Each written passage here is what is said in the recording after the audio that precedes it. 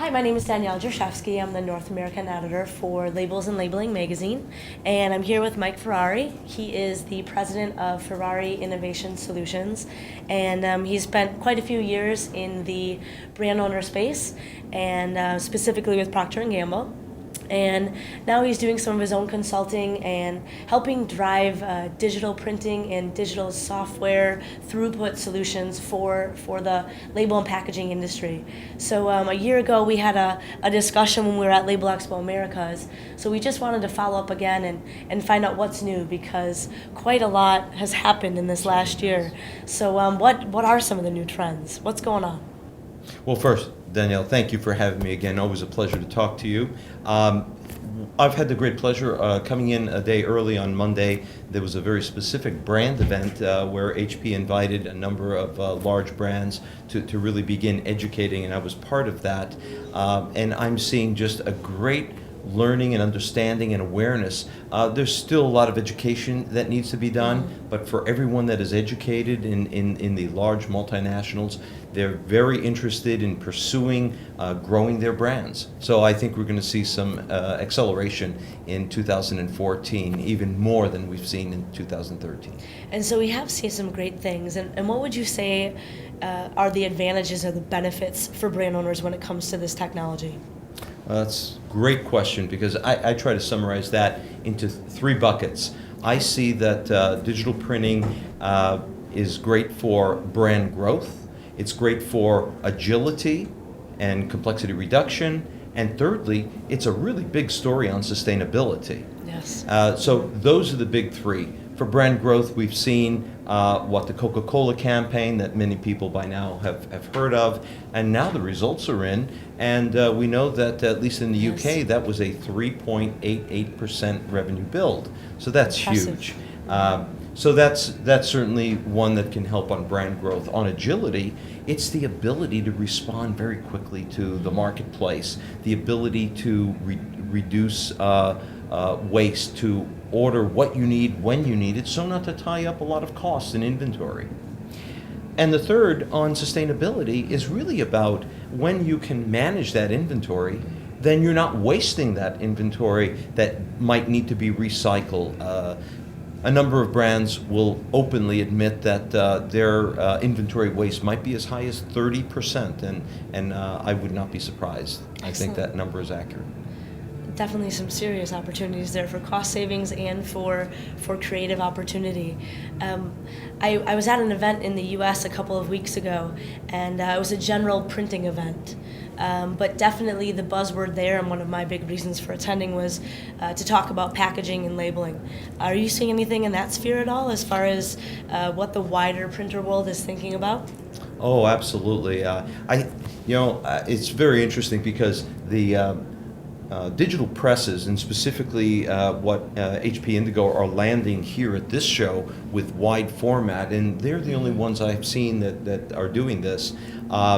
They're able to also give leverage to automation engines that are making the system a total digital workflow. They're also giving reason for finishers to create digital finishing. So Hycon is here, for example, and I'm amazed at this whole digital workflow. And I did bring this one example of not just creasing and cutting, but the ability to decorate very finely with a digital cutter. So that's interesting. So I think you're seeing that the digital press has now created other industries that are connecting for a total solution end to end. And that new ecosystem is going to be the supply chain of the future.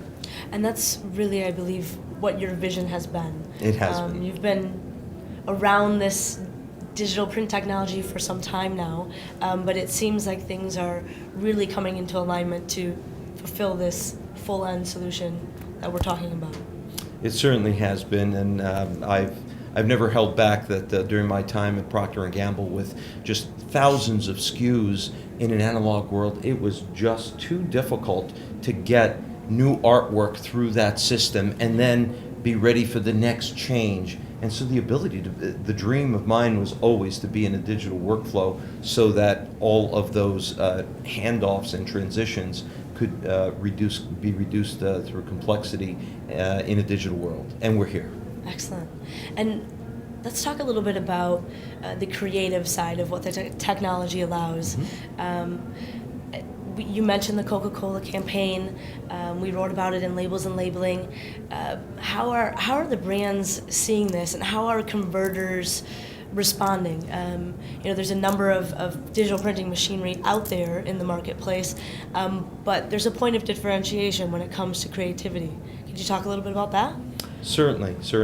Up until now, the majority of differentiation that brand owners have had has been to deal with shape, color, and substrate.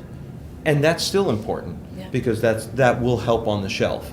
But if that's all you do, and brand owners are realizing that's not enough, because there's a new fourth element that I talk about. That fourth element now is the ability to create connectivity to the internet, because we're now in the age of mobility. We're in the post-PC era, and if you think of mobility, packaging needs to be where the people are, and they're on the go on the internet. And so the connected brand is now the new opportunity, and the digital. So I'm happy to hear you discuss about some of the parallels between sustainability and digital printing.